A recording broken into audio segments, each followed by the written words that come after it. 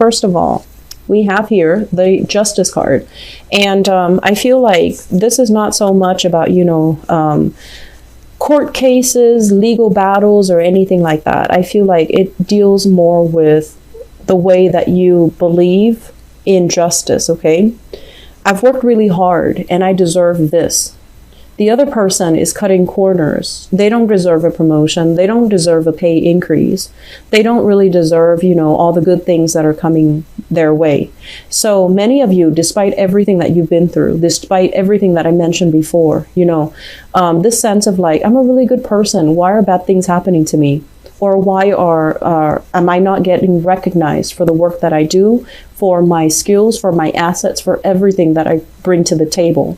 I feel like there is a sense here that they're gently reminding you that you're seeing things from your own perspective. You don't know where the other person has been. So for you to say, or for one person to say, that person, they slack off and they don't really deserve it.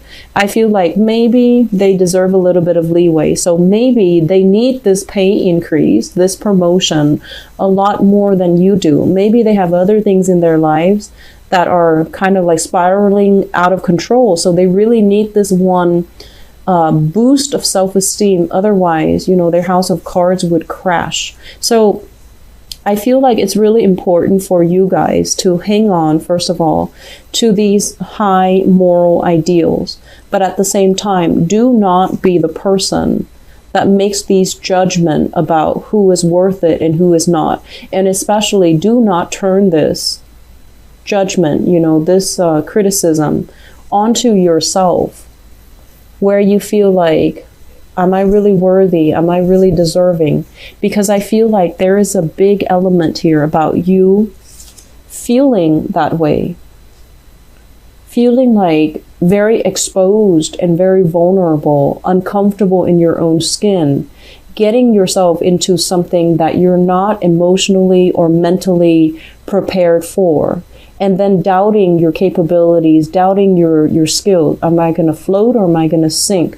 Am I going to be able to make it, or are other people going to laugh and mock and ridicule me? Okay, so this energy here, I feel that, the fourth house, like I mentioned, is a very psychic house, and it deals heavily with, things that we hide from other people, things that make us really uncomfortable. And I feel for many of you, this is being in the limelight, being in the public eye. When you talk, a lot of people are going to be paying attention, being televised, being taken, having people taking pictures of you, and getting a lot of fame and recognition. And when it's in the reverse position, there's a sense about you where you are very, very private about your personal life. You don't want to, take on that Leo quality where you are hogging the stage or you are revealing too much about yourself. So I feel like there is a major fine line here about you guys coming in this month where you have to be, where you find yourself in this position where you really have to, hype up your skills. You have to really sell yourself, and you don't really know how, because your life is all about modesty. It's all about, believing that good things will come to good people. But sometimes we need to give ourselves credit when credit is due. Okay. So if you meet somebody new and you want to impress them, you want to land that job, you want to get that loan, you want to get that grant, get that funding, you need to hype up your skills and your assets. You need to stop being bashful. You need to hype up, the adversity. Where have I been? What, situations have I had to overcome to get myself where I am right now? And how much determination I have, because I've overcome so much adversity in my life. So do not shy away from everything that made you who you are. Do not shy away from disclosing your past, because in the process of disclosing your past, even if something is might have been very painful, I feel like it's a very healing process, and it will allow you some insight, some wisdom into why things had to happen the way that they happen, They happen because you needed to have that sense of adversity at that age so that it can shape you to be who you are today. So I honestly feel like, this is a month where if you don't believe in magic, if you don't believe in, everything happens for a reason, you're going to come out of this month, and especially at the end of the Mercury retrograde cycle, December 23rd, you're going to come out of it thinking, I'm still alive and life is great and, everything is magical. And so I feel like there is a fairy tale ambience that is happening through this entire Mercury retrograde cycle. You're going to come out of it with all the fog lifted, questions that were unanswered, things that were very unclear, people deceiving you, things that you might have felt like there's something up, but I can't really put my finger on it. All of that is going to clear up, and you're going to know exactly what happened and where you stand with people. So we're coming, out of this Mercury retrograde cycle with a lot more clarity, with a lot more, I want to say, insight into other people. Why did this person say it like this? Why did this other person not say anything? Who are my allies? Who's there for you? Who's telling the truth? Who has my who is supporting me, and who's really, working against me? Who do I need to leave behind, and who is really showing their true colors? So I definitely feel that, you are a really, really good judge of character. You do give people the benefit of the doubt, but I know that many of you are very good observers. You pick up nuances in social interactions. You pick up nonverbal cues from people when you interact with them. And you always have really strong intuition about people because you have an eye for detail. But a lot of the times, the self-doubt, I could be wrong. I saw this, but I could be wrong. Or I felt this, but I could be wrong. Listen to your intuition, because I feel like it's never failed you in the past. It's helped you survive some very perilous situations in the past. It helped you navigate things. It helped you find things when you needed resources, but resources were not available. Okay? So moving forward, I'm going to talk about a few more things. I apologize for the noise in the background. First of all, this is a card about self-employment here.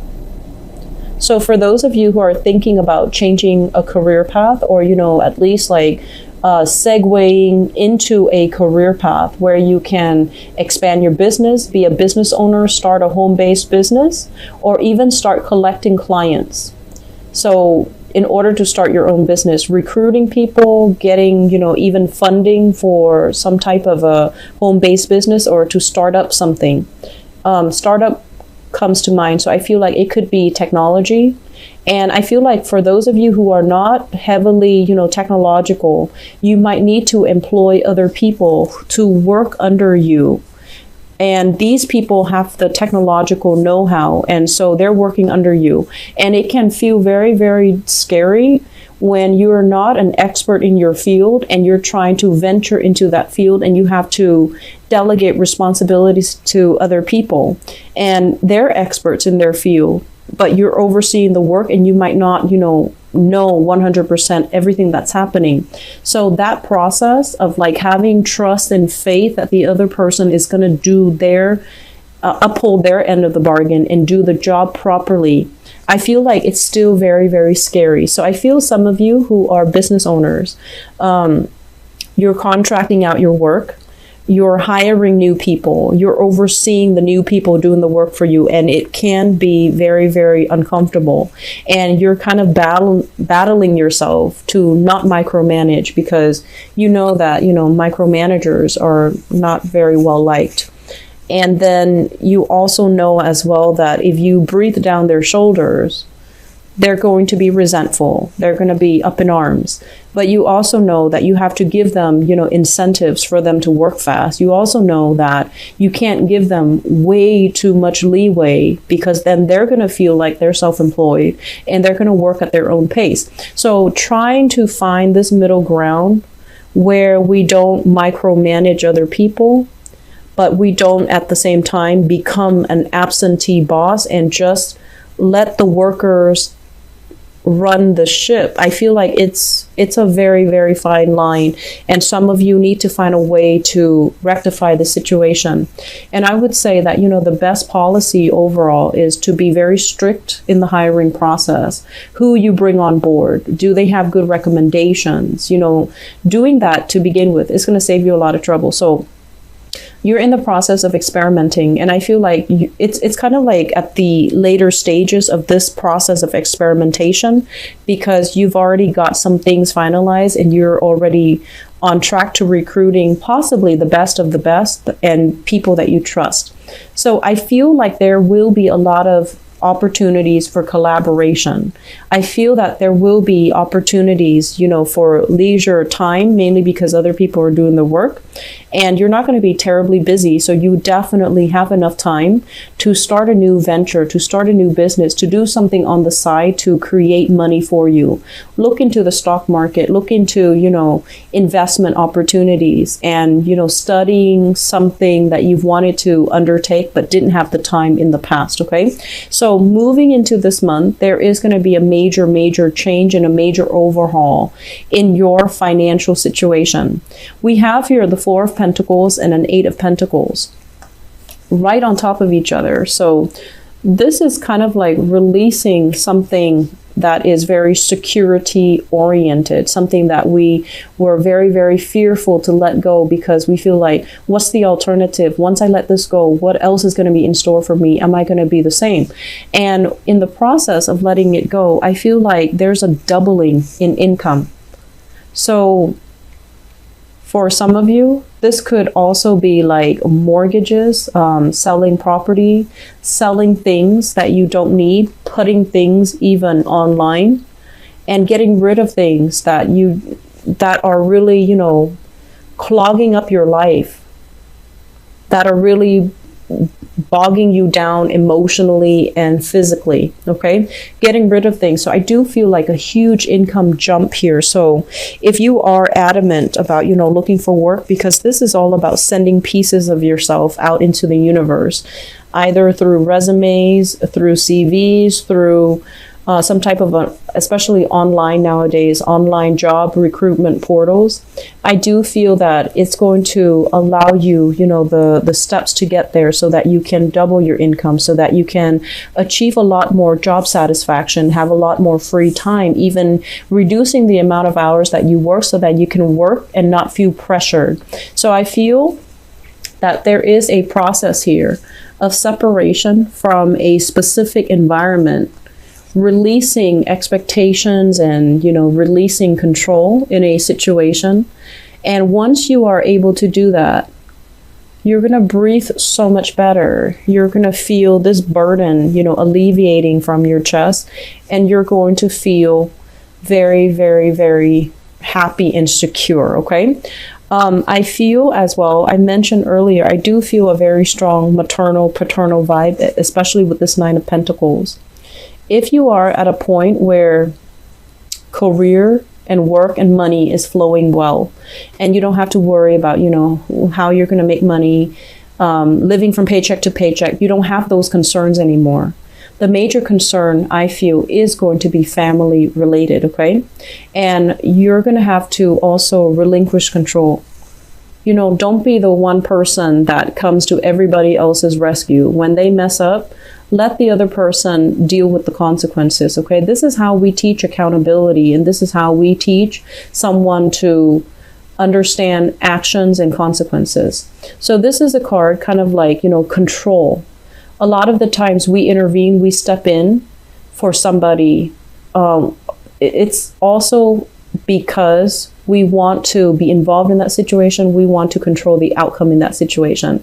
And we also have this, this latent inability to trust that the other person can do it the right way. So it boils down to control. And once you relinquish that, once you let somebody, step up to the plate, take care of things when they go awry, so that they can work on their problem solving skills, so then they can work on critical thinking skills, so that they can learn to be self-sufficient and to be as well resourceful.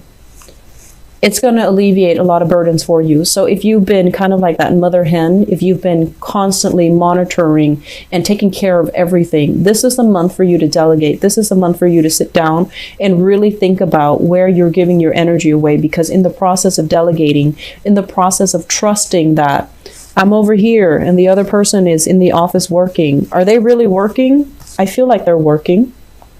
You can trust that they're working. And so relinquishing control and allowing the other person to step up and take care of things. I feel like it's a major, it's difficult. And I feel like for some of you, it can bring about a lot of anxiety because you want things done a certain way. And I'm also feeling as well, it's almost like this Aquarian energy, this need to control and this need to have things a very, very, very specific way, for no other reason than just because you want it a specific way. And so we have to let go of those irrational methods of behaving, okay? So we have to let go of these things. And we have to aim for this sense of balance, this sense of harmony as well, that if we trust the other person, if we give them room and space to breathe and to thrive, that they're also going to breathe and thrive. And that pretty much, sums up the first 6 cards here. The second part of this equation here is, it seems to me like in love relationship, there are options on the table, okay? So we have here the Lovers in the reverse. And the Lovers in the reverse is usually a situation where there are too many people interfering in a love relationship. So you have here a fire sign, Sagittarius, Aries, or Leo. And I feel for some of you, this is somebody not approving of your relationship, and they're disapproving of your relationship for no other reason than because they don't like the relationship. So it can be irrational. And then we have another person. This is a water sign, a Pisces, a Cancer, or a Scorpio. And I feel like for some of you, this is somebody in your life that is trying to move on. They're trying to exit the picture. And I'm also feeling as well, if you are debating between these two characters, if it's a situation where both of them are involved, I feel like the fire sign might be a more truthful, honest, stable relationship partner. I'm going to go into your love reading in a little bit, but I feel like this reading is very, very loaded, okay? It's loaded with messages, and I feel like it's very, it's forcing you to really think about, some of the things that you have grown up believing about yourself. Are you lovable? Are you worthy of all these good things that are coming to you?